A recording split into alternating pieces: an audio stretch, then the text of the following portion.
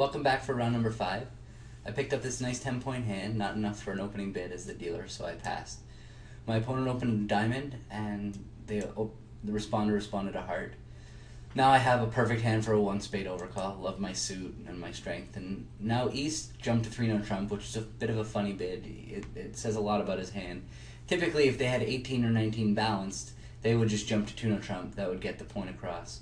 So this 3-no trump is going to be more often an unbalanced hand. Obviously, they're going to have spades stop because they're expecting my partner to lead spades. So the most likely hand 3-no trump is going to have is some unbalanced hand with a singleton and hearts. So Joel passed and I passed it out, and Joel led a spade. Joel's 5 of spades lead was pretty. It's two options. It either was his third best or it was his highest card. If he had a doubleton, he would lead the 5 from 5-3 doubleton. But more likely, looking at the situation, Joel's got a 3-card spade suit. Dummy came with a 7-card heart suit, so they probably had a 7-1 heart fit. And so my immediate reaction is Declare is going to be 3-1, 5-4, or 3-1, 6-3. Those are the distributions, my starting base. So sometimes at trick 1 here, I'm going to want to play the 10 of spades to figure out what's going on. Sometimes if I play the 10, I'll find out immediately if my partner has the queen. But the one thing is, partner could still have the ace of spades in this situation, and if they do, if I fly up with the king of spades, Declare is going to think, even if I play back the jack, they're going to think that I have ace-king. So this seems like a bad example of a time to make that play. So I did, in fact, fly up with the king, and Declare won the ace. And Declare played a diamond, and Joel played what looked like his lowest card, and we play upside down count and attitude, so that would be an even number. It's very common in this situation that when Declare is trying to establish their suit from their hand, that you don't want to win the ace right away. By winning the ace, I'm allowing Declare the luxury of having the honor knocked out, whereas if I don't, they're going to have to come back to their hand and use an entry to knock out my ace of diamonds. So it seems my routine play here would be to duck. So after I ducked, Declare played a low club, and I played low, and it went 10, and Joel still gave me an upside down count card, so now it looks like he has an even number of clubs. And the fact that the 10 of clubs won makes me think that Declare has ace, queen, 10, fourth. So once I know Declare has 4 clubs, I can really narrow down their distribution. It looks like they have 3, 1, 5, 4, or 3, 0, 6, 4. So the only thing is, I think that Joel it's very unlikely Joel has ace, king of hearts. It doesn't seem like there's enough strength in the deck for that to be the case. So I'm pretty confident that Declare is 3, 1, 6, 4.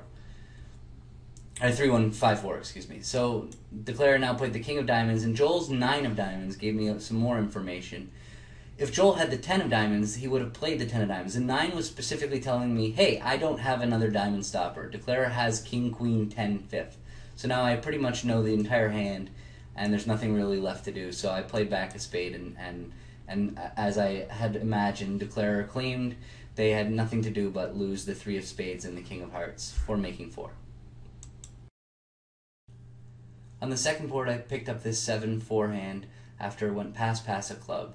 Once my partner is a passed hand and I have only 5 points, I know it's definitely my opponent's hand, and I really want to get in their face. And I feel like my suit quality is okay, my intermediate spots and diamonds are pretty good, and my distribution is good, though I have pretty much no values. I do think that this is a great hand not perfect, but I really like to get up as high as I can safely do so. So I decided to overcall 3 diamonds. And my 3 diamonds saw a negative double, and West bid 4 diamonds, which was game forcing, and told their partner to bid whatever major they have. At the 3 level, the negative double by East does not promise both majors. Negative double could easily have 1 major because you're under too much pressure to enter the auction. Anytime East has a good 9, 10, 11 points with 4 spades or 4 hearts, they need to make a negative double to let their partner know that they want to continue bidding. And so 4 diamonds by West sounds like they're 4-4 in the majors and they're asking their partner to bid a major. And I've done my part, and 4 spades ended the auction. So Joel led the ace of diamonds. Now, I immediately think at trick 1, the ace of diamonds could easily be a singleton. It's certainly, because East chose to bid 4 spades instead of 4 hearts, it seems to me like they very likely are 4-3 in the majors or 5-4. And if they are 4-3, it's certainly possible that they have 3 diamonds. So my signal to Joel at trick 1, rather than it being attitude, whenever your partner leads a card that really is very possibly a singleton, and both of you have to know that there's a good chance it's a singleton, then it's better to tell your partner where they might get you in to get their rough, instead of giving them attitude. In this case, attitude is kind of not an important signal, because Joel's probably going to play another diamond if he has it. And so I played the 2 of diamonds to tell Joel, hey, you might be able to get me in clubs if you want a rough. Now Joel played back a low diamond and it went jack, and for a second there when I played my queen, I was thinking, ugh, I just got Joel to lead ace from ace doubleton of diamonds. But then I was a bit relieved by the ruff from Declare. The only thing was, now I knew Joel had ace king third of diamonds and didn't raise me, and it seemed like we could have definitely done a better job of preempting them if he had raised 3 diamonds to 4 diamonds. So now we had to hope that we were going to beat them in 4 spades. So Declare now played the 10 of spades, and Joel covered and found out the bad news. And at that point, they just started trying to cash as many tricks. You can see they played a heart, and they played another heart, and found out that I had a doubleton heart. Now they knew a lot about the hand. It looked to them now that I was exactly 0, 2, 7, 4. So they played another heart and another heart, and I couldn't ruff, and Joel had to follow suit. So now Declare played a club back to their ace, and a club towards a dummy, and Joel was in an impossible position. There was nothing he can do but only take 2 of the last 5 tricks. If he trumped it, Declare would throw away a club, and he would be entitled to 3 tricks. And if Declare pitched, then that would be the king of clubs and queen jack of spades. So we ended with a pretty bad score. It would have worked out much better if Joel raised 3 diamonds double to 4 or 5 diamonds. I think that the opponents would have had a really tough time getting the hand right had that happened. So 5 diamonds actually goes for a big number, but it's for a little bit too much, 800, but it seems like they might have even competed to 5. They both had very, very good hands for declaring, and that brings us to the end of round number 5. Thank you.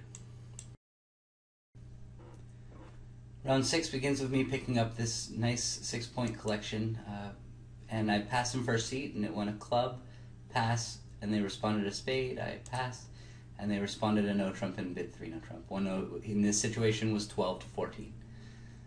Joel led the 7 of diamonds, and dummy came down with 16 highs.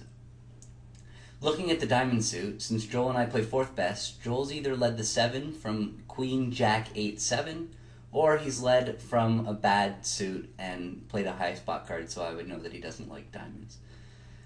So when the declarer plays low from dummy, I stick in the 9. As soon as declarer plays low, I can pretty much assume that Joel doesn't have queen jack 8-7, because declarer would have obviously played the 10 or the king low. It would be a very strange play. And so once I see the jack, my suspicion is correct, and Joel's led from a bad diamond suit. So declarer now played a club to the ace and a club back, and I played low, and they stuck in the 9, and it went jack. Joel now played back another diamond, and he led back his account card, the deuce, so it looks like he started with 4 small. And I played back a diamond to clear the diamond suit. It looked like Joel had a hard entry, but I might as well set up his last diamond before he gets in. So now declarer just took a heart finesse and lost to the king. Joel cashed his diamond, and declarer took the rest of the tricks. So the only really nice thing to note on this hand is Joel's opening lead against 3 no trump. We're taught to lead 4th best from our longest and strongest, and at match points that's really not always the case. And it's very often you want to try and be a little bit safer on opening lead. And so in this case he chose to lead from his weak diamond suit just to avoid giving up a trick. That's not to say you should be leading from doubletons or random 3-card suits, but when you have the choice between 4 small and king jack 4th and 2 unbid suits, At match points, it's definitely, you should consider leading from your weaker suit. On to board 2. For the last board of this video, I'm in the opening lead hot seat, and the opponents opened 2 no trump, transferred to hearts, and bid 3 no trump. And the auction ended, and I have to decide whether I want to lead 4th best from my longest and strongest or from my 4 little spades. It's exactly the same spot, or very similar to the one Joel just saw. And just to get into why leading 4th best from your longest and strongest versus leading a safer suit is different at match points than it is at imps. At imps, you have a very clear goal. You want to beat the contract. So establishing your tricks right away is going to help you accomplish that goal. At match points, the penalty for letting your opponents make extra over tricks is just as great as letting your opponents make a game that they weren't entitled to. So you really have to weigh in the over tricks a lot more at match points. So I decided to lead a spade rather than a diamond, and now it came down to a choice of spades. I felt like telling Declare that I had no honor in spades might be extremely important information to them. So I decided, and I didn't really want Joel to shift to anything in particular if he got in, so I decided to sort of lie a little bit about my spade position by leading the deuce. So dummy came with a very strong hand, and whenever dummy comes with 9 points, opposite a 2 no trump opener, we can immediately narrow down our total high card points to about 11 or 12 only if they've opened with 19. And it makes defending the hand a lot easier. So Declare did something very interesting at trick 1. They played low. Now, playing low from Jack 10 third really narrows down their holding, Declare's holding in the suit.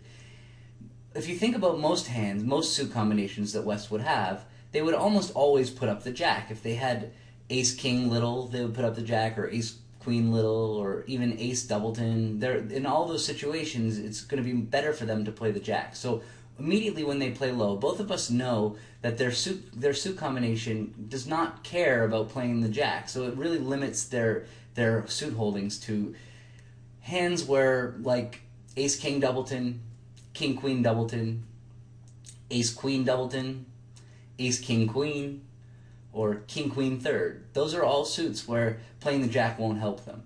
So at this stage, if Joel's looking at no matter what Joel's looking at, he doesn't have to worry about putting up a high card to force out an honor, because it's never going to matter. So this is a very good spot to give count rather than attitude. So, but Joel played the 8 and Declare won the king. And once we see the king, that narrows down a lot what their suit holding is. Joel didn't go up with the ace, so we can rule out king-queen third.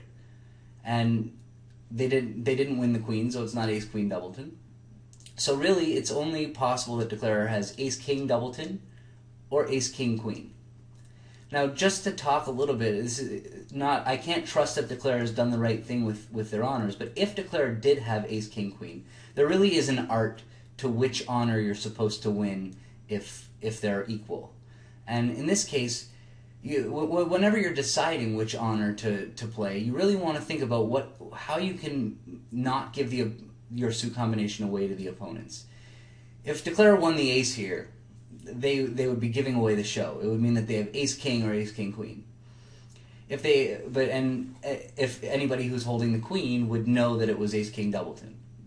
Now, if Declare has ace-king-queen, if they win the queen, it's putting Joel into a position where Joel doesn't know who has the king of spades.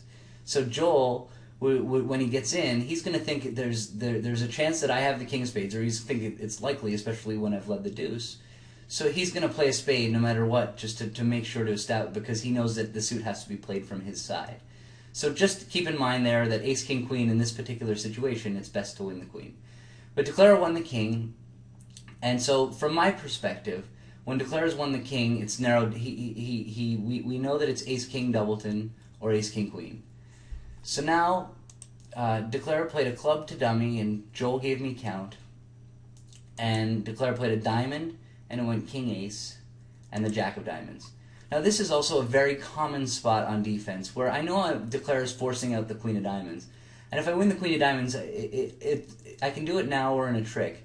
But there's a big benefit in ducking right now. If I duck and Joel does have only 2 diamonds, then at least when I win the queen of diamonds, Joel's going to be able to discard something to give me a little bit of extra information to guide the defense. Now that information may or may not help, but it's a good practice to get into, not winning a trick for a round just to get a discard from your partner. So now they did force out my queen of diamonds, and so now between Joel's club count, we play upside down count. The previous trick he played the 9. It looks like Declarer has 5 diamonds and 4 clubs and 2-2 in the majors. And that's consistent with the fact that Declarer passed 3 on trump rather than correcting to 4 hearts. The only thing is, so my perspective is Declarer almost surely has ace-king doubleton of spades. So I played back a spade, and I routinely played my lowest one back because when you have 2 you lead high, and when you have 3 you lead low. I was just playing my normal card, but then when Declarer played the jack, Joel went into the tank. He started thinking for a while, and so I knew Joel was thinking about whether to put up the queen or not. I was thinking, oh no, how is this happening? I can't believe this. Please, please play low. And I willed him, and I willed him, and I willed him, but it was a failure, and Joel put on the queen of spades. And Declarer did have ace-king doubleton, and was able to discard their losing heart on the 10 of spades. So that wasn't a very good board for us, and that's the end of the round. See you next time.